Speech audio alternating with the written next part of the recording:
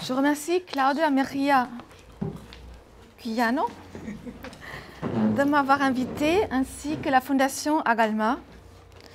Nous nous sommes rencontrés avec François Ansermet, Jean Daviau, à l'occasion de mon exposition sur la plasticité du langage, l'automne dernier à la Fondation Hippocrène à Paris. Depuis la thèse que j'avais soutenue il y a 15 ans à l'Université de Fribourg en Suisse, sur Hans Holbein le Jeune, la vie comme anamorphose,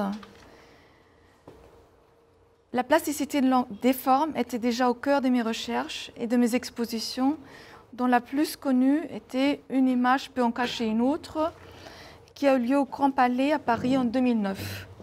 Et depuis ce moment-là, on commence à accepter la face cachée des images. Mais il y a encore beaucoup de réticences dont on peut parler tout à l'heure.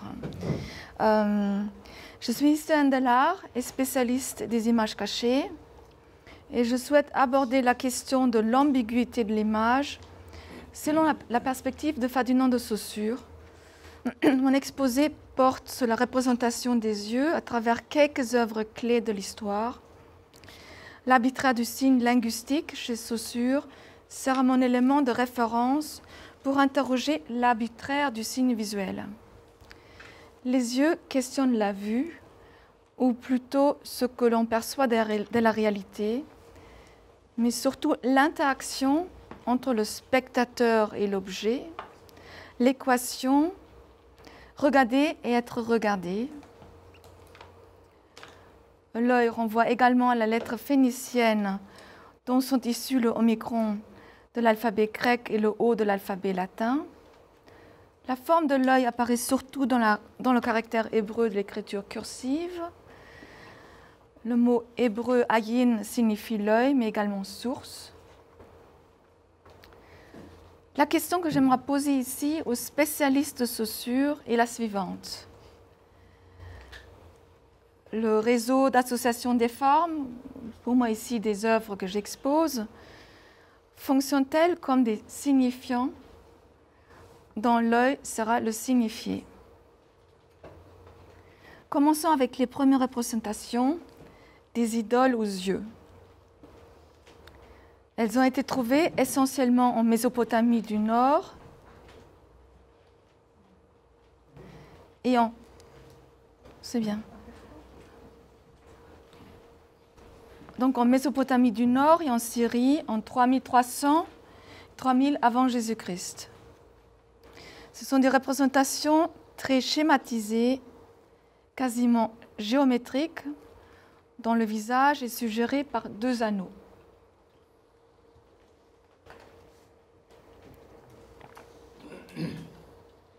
Ici un autre exemple. Vous avez plus de petites figurines de la même époque. Dans l'ancienne Égypte, l'œil d'Horus, ou Jade, évoque son combat contre son oncle Seth pour venger son père que ce dernier avait assassiné. Seth arracha l'œil gauche d'Horus et le découpa en 6 morceaux qu'il jeta dans le Nil. Thoth, l'inventeur de l'écriture et du langage, les repêcha pour reconstituer un œil en artefact. Oudjad, ce qui signifie complet, représentant l'unité de mesure du monde pour les Égyptiens de cette époque. Enfin, il y a toute une équation que je ne vous montre pas par rapport aux 6 parties qui sont des équations mathématiques, mais ce n'est pas la question ici. Ce qui nous importe ici, en tant qu'amulette, il possède des vertus magiques et prophylactiques.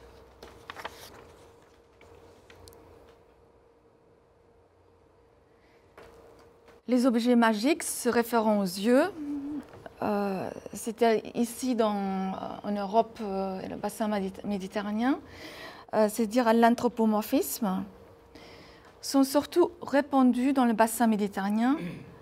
Le couple antique avec des yeux, les kylix de la Grèce, l'œil bleu en Turquie et en Arménie. Oh, je ne peux pas remonter. Vous avez vu ainsi que la main de Fatma ou Fatima au Maroc et en Algérie. Ces amulettes possèdent des vertus apotropaïques qui protègent la personne et ses biens et permettent de conjurer le sort. Les yeux que l'on retrouve sur les proues de navires sont encore présents de nos jours dans le sud de l'Europe et en Extrême-Orient. Par cette logique d'analogie, il perpétue la croyance de pouvoir détourner le danger du mauvais œil en le trempant. Un autre exemple, les ex-voto aux yeux dans les sanctuaires constituent une offrande faite en demande d'une grâce ou en remerciement d'une guérison.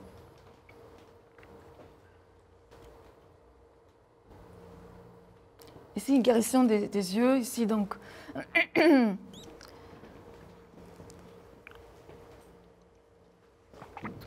Le Tondo de Caravage raconte l'histoire de Persée, qui, armé d'un miroir, a pu tuer Méduse en lui renvoyant son propre regard mortel. D'ailleurs, les trois gorgones possédaient un œil unique en commun qui se repassait. L'œil perd sa réalité corporelle pour devenir un objet transmissible.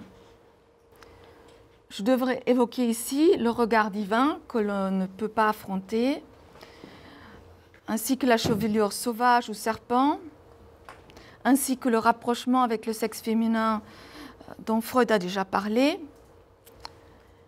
Mais je préfère me focaliser uniquement sur Méduse comme incarnation du mauvais œil.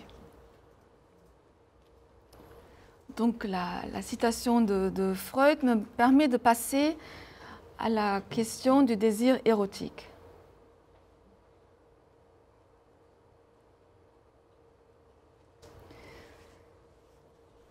Ce médaillon avec un œil renvoie à la tradition des amoureux du XVIIIe siècle qui s'échangeaient des yeux peints. Il y a toutes ces collections au musée Carnavalet, mais surtout aussi en Angleterre, sur ces médaillons, sur cette tradition de s'échanger les yeux à l'œil. Le pot de chambre avec l'œil au fond, par contre, expose le montage du regard érotique. D'ailleurs, se rincer l'œil devrait venir de ce pot de chambre également, qui existe, enfin qui avait son moment de, surtout au XVIIIe siècle. Voilà,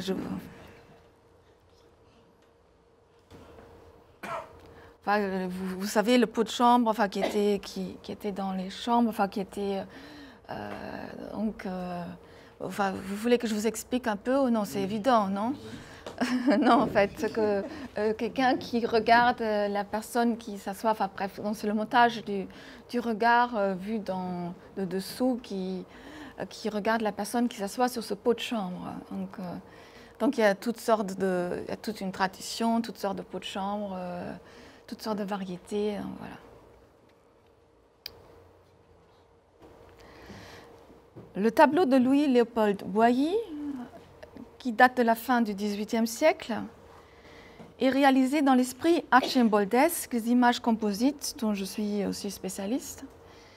Donc vous voyez, il y a un visage qui est composé ici des nus féminins où un pubis figure l'œil. Vous connaissez tous certainement le fameux poster de Sigmund Freud, What's in a Man's Mind. Donc c'est probablement l'origine de ce poster.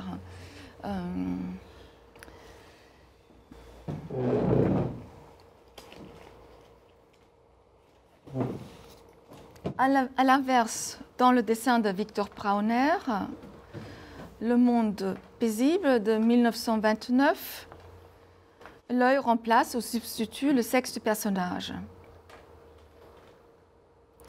Cette image renvoie à l'histoire de l'œil de Georges Bataille.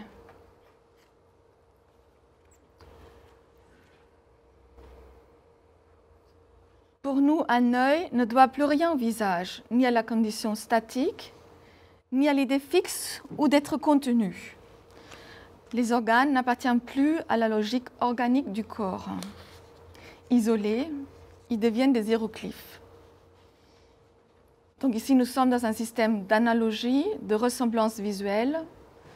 Le globe oculaire de l'œil évoque d'autres orifices. L'œuf, l'anus, la vulve, les organes deviennent des signes interchangeables.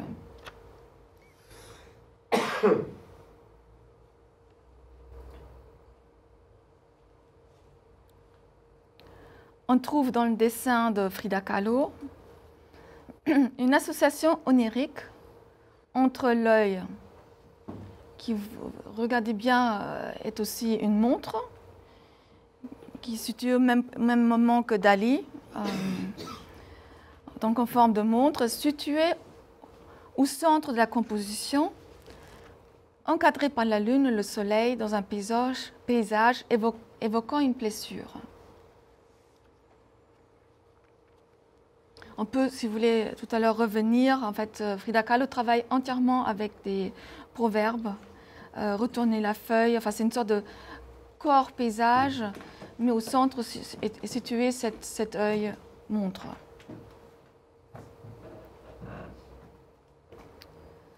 Revenons, la double image que je vous montre ici est exposée, l'exposition au Grand Palais, parce que les doubles images sont très présentes dans les arts premiers.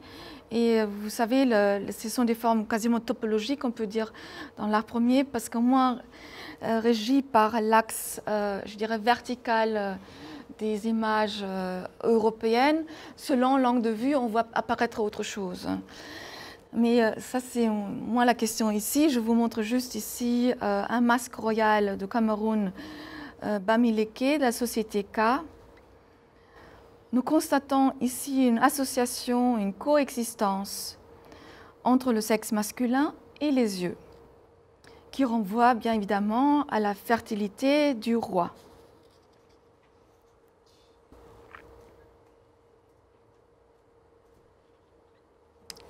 Revenons en Europe.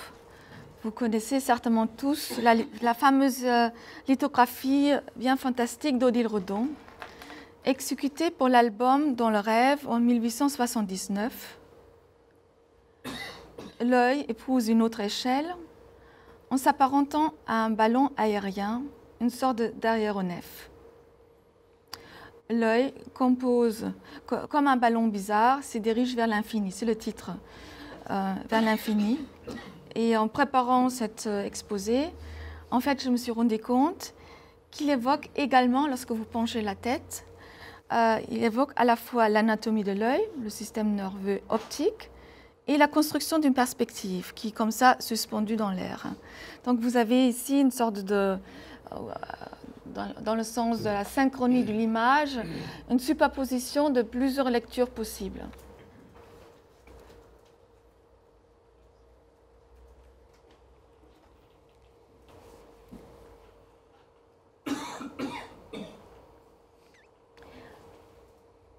Cette photographie de Brassai, le troglodyte, me permet d'ouvrir un nouveau chapitre, celui des images cachées. Cette vue à l'intérieur d'une grotte montre un paysage vu à travers deux orbites. Il y a toute une série, les surréalistes en fait,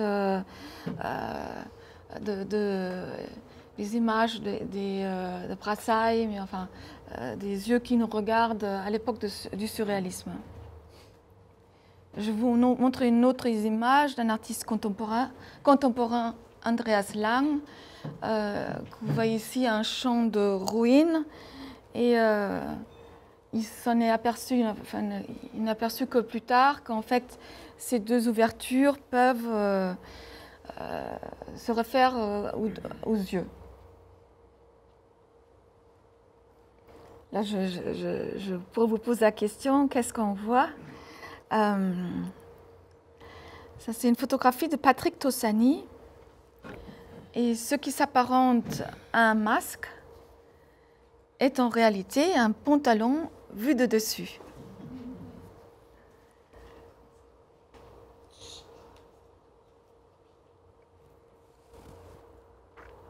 Alors, selon l'angle de vue, donc, on voit autre chose, mais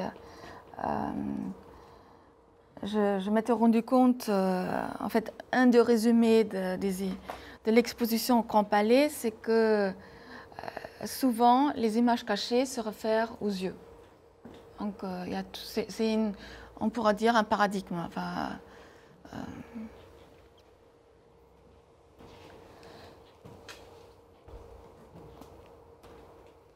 étonnamment, ces images fortuites se réfèrent souvent aux yeux, comme je viens de dire, créant une interaction entre le regardeur et l'œuvre. C'est cette dimension du regard qu'incarne le tableau. Ces images, générées par une ressemblance accidentelle, comme vous avez vu chez Andreas Lang, ou par de pures projections de la part du spectateur, sont autant des signes d'un monde qui nous renvoie à notre propre regard. On peut faire un étrange constat.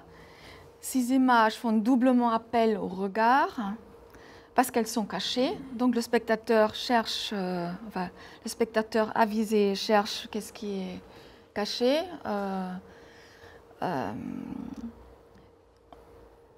Et aussi parce que ce sont souvent, une constance, les yeux qui nous regardent, qui nous renvoient à notre regard. Donc il était ici question de l'anthropomorphisme, c'était une des questions d'une de mes expositions. Est-ce que l'homme, il est toujours prisonnier de son propre anthropocentrisme? J'avais un club Coronel, lorsqu'on regarde le ciel, c'est toujours des figures. Ou est-ce qu'il peut percevoir qu'il fasse partie de la physis? Ça reste une des questions. Là, je passe à un autre registre. Je résume avec Roger Caillois qui insiste sur l'effet hypnotique des analogies de forme circulaires. Les ocelles que l'on trouve sur le corps et les ailes de certains insectes et papillons, éloignant des prédateurs et procédant ainsi à intimider par effet d'épouvante un éventuel environnement hostile en lui faisant croire qu'il s'agit d'une présence réelle. D'autres exemples apparaissent avec les nœuds des arbres, là où une branche se forme. Nous sommes à l'époque des vendanges, c'est aussi dans le raisin, on m'a dit que ça s'appelle les yeux. Mais aussi des pierres, où je pourrais vous poser de nouveau la question. Cette image de la nébuleuse des Lys, dénommée parfois l'œil de Dieu, qui se situe dans la constellation du Verseau à proximité du Poisson austral.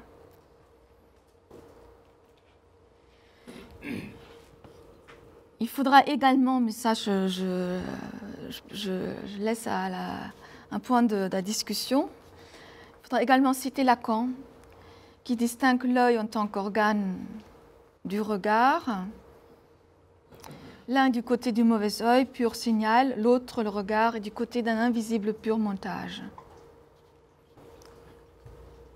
Les yeux comme signes qui font tache et piègent le regard. Et peut-être là, je suis très heureuse, on peut justement discuter dans le règne animal ce processus, ce fonctionnement qui piège l'autre dont il était question ici.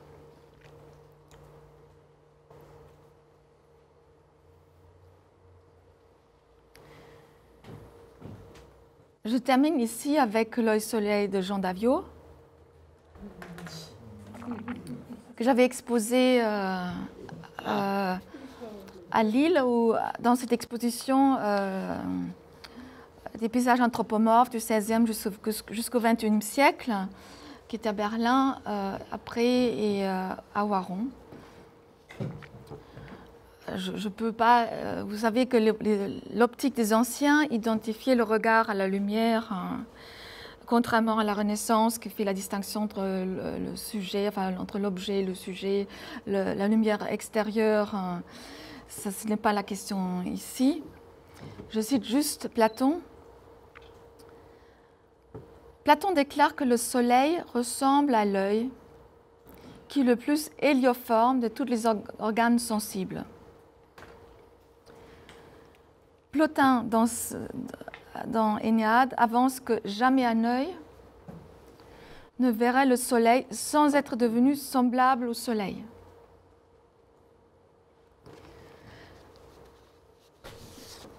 Donc la chaîne des signifiants autour de l'œil tient à l'analogie des formes que je viens vous montrer. Dans l'évolution que je vous ai montrée ici, on constate qu'ils s'autonomisent par rapport à leur emplacement se détachant du corps. Il y a un autre volet que je ne peux pas élaborer ici, mais vous savez, dans les sociétés animistes, je travaille avec Philippe Descola du Collège de France, en fait tout est animé, tout peut prendre valeur d'œil. Donc ça c'est un autre registre. Donc je voudrais résumer l'analogie dont on a parlé. Suppose un modèle et une imitation régulière, donc la mimésis, qui sera l'œil. La synchronie de l'image à laquelle nous sommes confrontés ici, puis ou réactive un réservoir des formes. Un réservoir des formes qui en même temps s'inscrit dans la chaîne des signifiants, qui est une sorte de diachronisme. Donc il y a d'un côté un synchronisme, en même temps vous avez une sorte de succession, une sorte d'images superposées, et en même temps il y a tout le réservoir des formes que le spectateur voit. Je voudrais citer ici, bien sûr vous connaissez Marcel Duchamp qui dit ce sont les spectateurs qui font le tableau. Alors la question, la discussion que j'avais avec Claudia, c'est que est-ce que la parole sera, le signifiant sera ici cette interaction entre l'œuvre et le spectateur, et le signifiant toujours l'œil. Donc c'est la question que je voudrais poser ici aux spécialistes. Voilà. Bien. Merci Jeannette. Alors, à partir de toutes ces images, je suppose que vous devez en avoir encore une quantité. C'était toute la difficulté de faire un choix pour ces 20 minutes. Donc, alors... Oui, j'ai juste une petite remarque de linguiste et puis une question. En irlandais, le nom de l'œil, c'est Sul, qui est étymologiquement le nom du soleil. C'est-à-dire le soleil est devenu métaphoriquement le nom de l'œil. Et ma question, c'est la directionnalité de la comparaison. Dans les images présentées, c'est le soleil qui est présenté comme un œil. Est-ce qu'on a le cas inverse, l'œil présenté comme un soleil? Est-ce que les comparaisons vont dans un sens unique ou sont réversibles? La question justement du temps, l'intériorité, ça reste la grande question, bien sûr. Il y a, mais ce qui vient avant, le soleil, moi intuitivement, je dirais d'abord le soleil. C'est-à-dire la directionnalité est toujours imposée à un élément non humain des caractéristiques humaines. Mais le schéma inverse existe également. Oui, mais je pense que dans la chronologie, enfin, les dieux se situaient d'abord,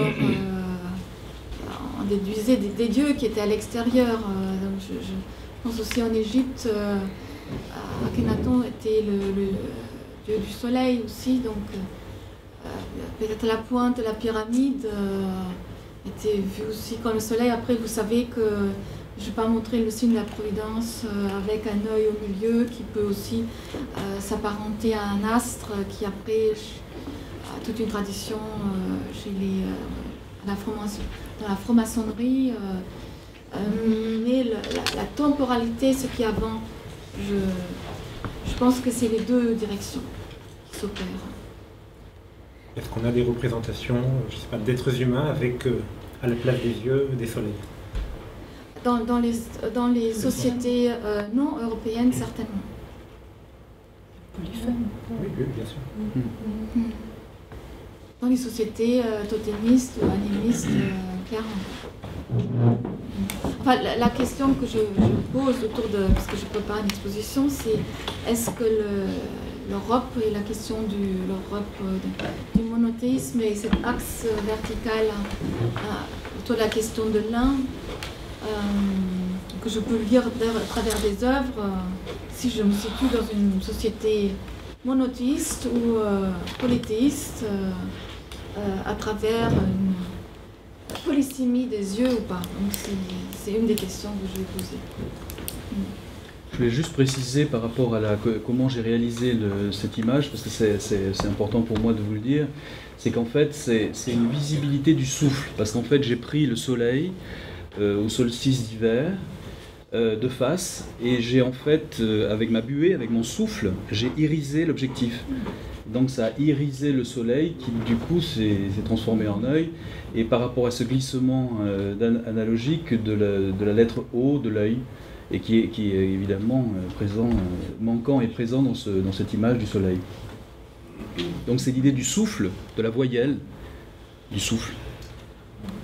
Enfin, ce que je trouve par rapport à votre question, pour répéter ce que Platon dit ou Plotin, c'est la ressemblance, c'est cette équation, le soleil, l'œil qui voit le soleil, et qu'il y a cette ressemblance ou cette analogie des formes qui permet la perception. C'est la question que je pose, qui est posée ici. Donc, Oui. Moi, je vois plusieurs choses dans la succession des images que tu nous as montrées. Déjà, on dirait que vraiment, dans ton résumé, tu parlais de l'arbitraire du signe. Et c'est vrai qu'on est tellement habitué à ce que les mots signifient une chose, et on a les sentiments que vraiment les mots signifient ce qu'on veut dire. Et c'est seulement dans des moments où justement les malentendus, où on voit que l'autre a compris une autre chose, qu'on se rend compte qu'au fond les mots, comme ces images, peuvent signifier n'importe quoi. Et c'est sûr que c'est vraiment, il met l'arbitraire du signe, ça veut dire vraiment n'importe quel son peut signifier n'importe quel sens, comme le premier principe de sa théorie. Mais alors, si tout peut signifier tout, alors comment on fait pour signifier? Parce que c'est ça les grands problèmes. Et donc, dans les principes, il essaye de limiter justement comment est-ce que la signification se fait. Alors, je retrouve absolument tout les mêmes choses dans ton exposé. Donc, il y a une syntaxe, parce que l'œil, il doit être un endroit avec des limites par rapport aux autres choses, donc dans une syntaxe spatiale. Donc, il faut vraiment cette syntaxe pour que ce mot, cette suite de sons signifie telle chose. Tu disais, là, par exemple, pour celui-là, en penchant la tête. Alors, pencher la tête, pour voir un sens, pour voir l'œil allongé, c'est le point de vue.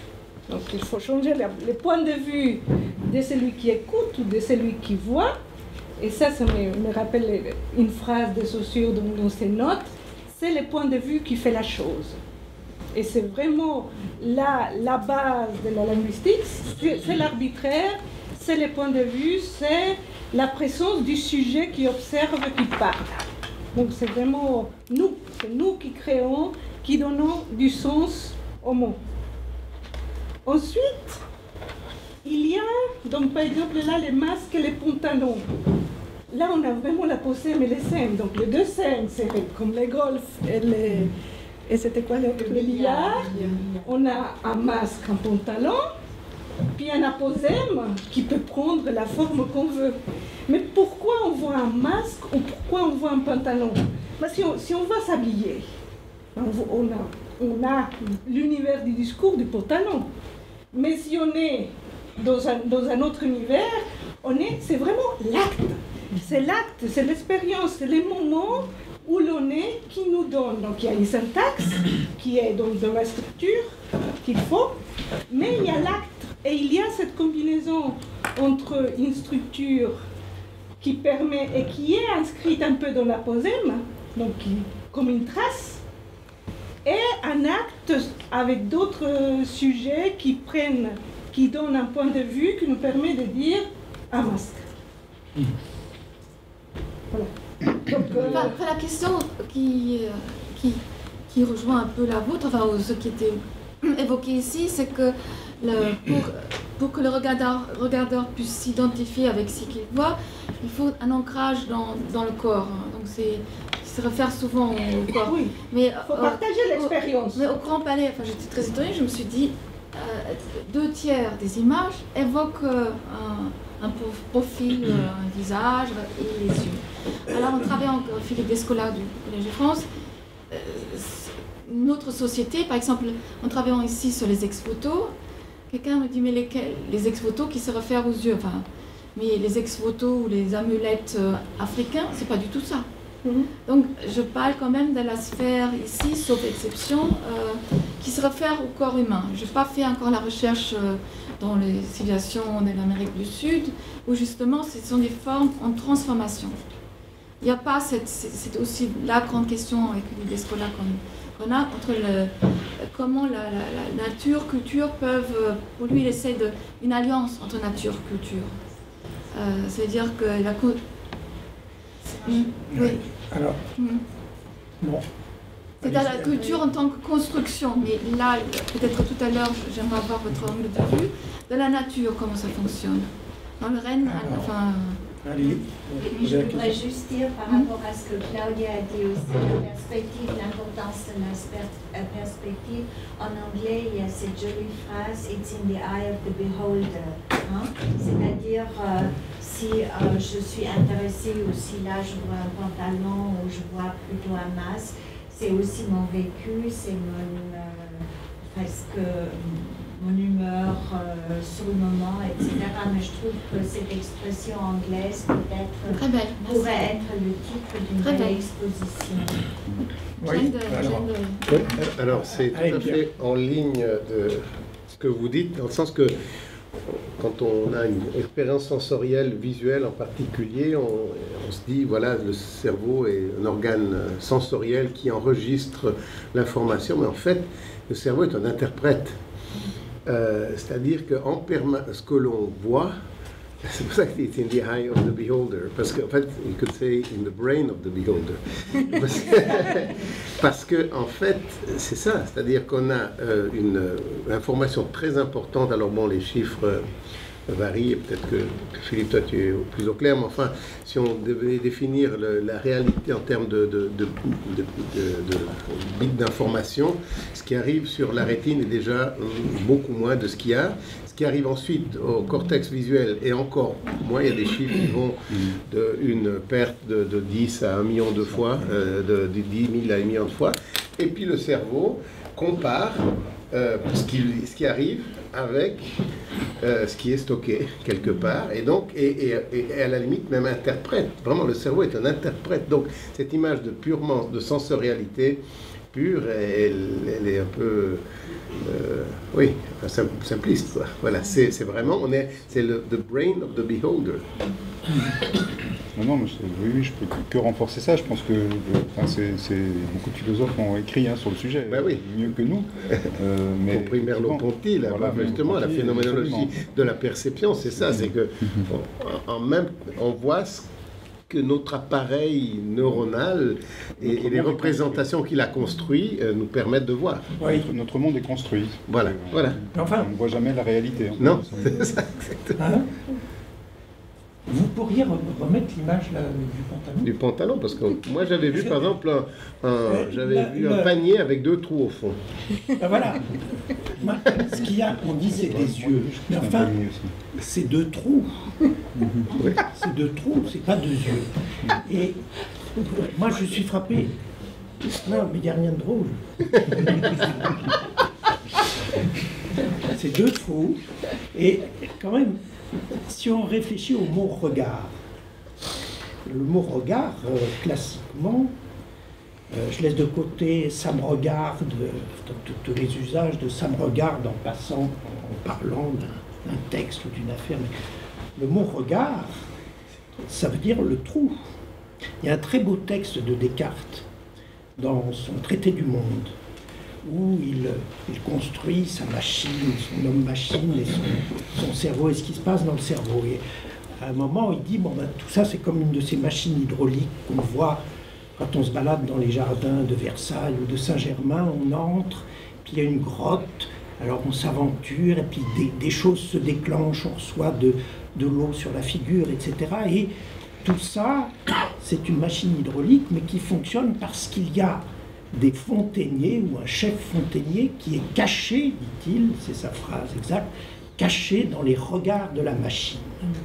Donc il y a le regard qui est un trou et un œil qui vient se mettre dans le regard, mais qui peut très bien n'être pas dans le regard. Donc il y a une distinction très nette dans l'histoire de la langue, sous la plume de Descartes, entre le regard qui est trou et qui précisément, alors là, peut provoquer des choses que décrit Lacan aussi dans son célèbre chapitre du séminaire 11 sur la distinction du regard et de l'œil, où il dit je suis regardé, il donne comme exemple que je me sens regardé par une boîte de conserve qui brille sur l'eau, donc qui n'a rien à voir avec un œil, etc. Bon, le regard se situe tout à fait en dehors du champ de l'œil proprement dit anatomiquement. Bon.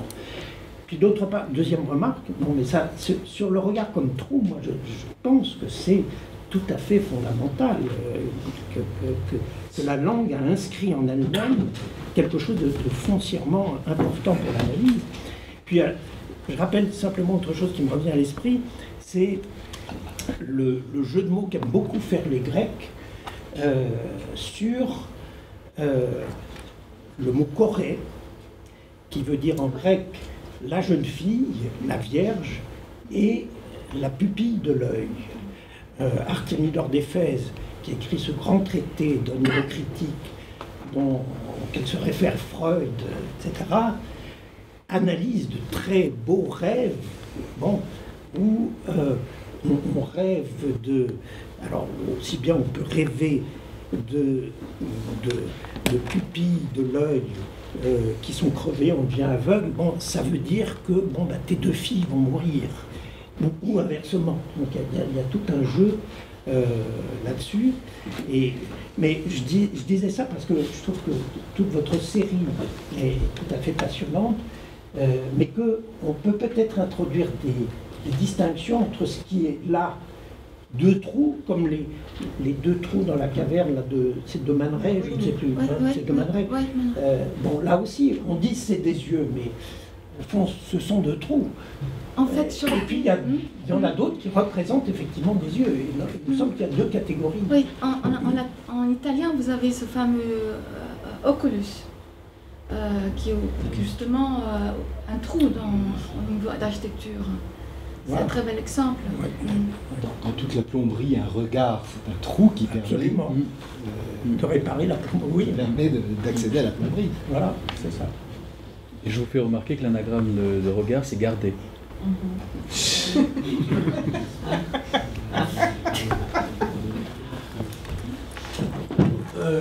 Oui, en fait, j'allais dire quelque chose de proche de ce qu'a dit Alain. Parce qu'en voyant ces images, je me disais, ceci n'est pas un œil. Il faudrait peut-être reprendre cette question, parce que l'œil n'est pas un œil, peut-être. Et que quand il y a un œil, c'est moins un œil que quand il n'y en a pas. Enfin, qu'il y a quelque chose dans ce corpus d'images qui laisse très interrogatif. Parce que, au fond, l'œil, c'est peut-être comme le sexe. C'est-à-dire, si vous dites le sexe, quelqu'un a vécu un abus sexuel ou quelqu'un souffre d'un hermaphrodisme, d'un intersexe, on voit du sexe partout. Enfin, on ne peut même pas avoir un stylo, ni un peuplier, ni... Vous voyez, et là, on voit des yeux partout. Donc l'intérêt, c'est cette mise en jeu de quelque chose. Enfin, si j'imagine une exposition, ce serait comment dire ceci n'est pas un œil. Vous montrez un œil et c'est pas un œil. Par exemple, l'œil de Méduse, on peut se dire bon, est-ce que vraiment c'est un œil? Vous voyez, c'est la mort dans les yeux. Finalement, c'est la mort. Enfin, il y a comment dire, comment sortir du côté, de rapporter le signifiant au signifié, au référent, et de se dire qu'au fond, dans ce jeu, il y a des glissements majeurs et que la meilleure façon de tromper un sujet sur ce que c'est un œil, c'est de lui montrer un œil. Et que là, il y a peut-être une façon particulière de questionner ces images. C'est-à-dire, si vous disiez, maintenant, vous refaites un exposé, parce que vous êtes en disant, je ne vais pas montrer des yeux, je vais montrer des sexes. Enfin, je ne veux pas... Mais, au fond, moi, je ne vois pas qu'est-ce que ce serait une image. Voilà. Donc, c'est vrai que l'esquisse de l'œil et du regard, et le regard comme objet de la pulsion scopique, avec, au fond, qu'est-ce qui fait le tour de l'objet regard, hein? Qu'est-ce qui permet de faire le tour de l'objet regard et puis d'inscrire un bouclage du trajet de la pulsion, voir, être vu, se faire voir. Peut-être la seule image vraiment d'œil qui concrétise ce que j'ai dit, c'est ce pot de chambre avec l'œil au fond, parce que peut-être là, il y a quelque chose qui... Voilà. Il y a des variations splendides là-dessus, parce qu'il y a des anamorphoses obscènes de ce genre-là, où, par exemple, une tasse, il y a des tasses splendides où vous avez un spectacle champêtre tout à fait. Puis alors, quand on boit, on s'aperçoit que c'est une horreur, une orgie épouvantable. Donc là, il y a quelque chose qui vous regarde soudain après un geste où on bascule le récipient. Comment se sortir avec ces questions dans une exposition, enfin, de montrer. Il y a un côté perception, il y a un côté représentation, il y a justement, avec quelque chose d'aussi prolifique, ce qui échappe, enfin, toi tu as dit trou, enfin, on pourrait dire ce qui échappe au fait d'être un œil. Est-ce qu'il y a un œil qui a été une fois vraiment un œil?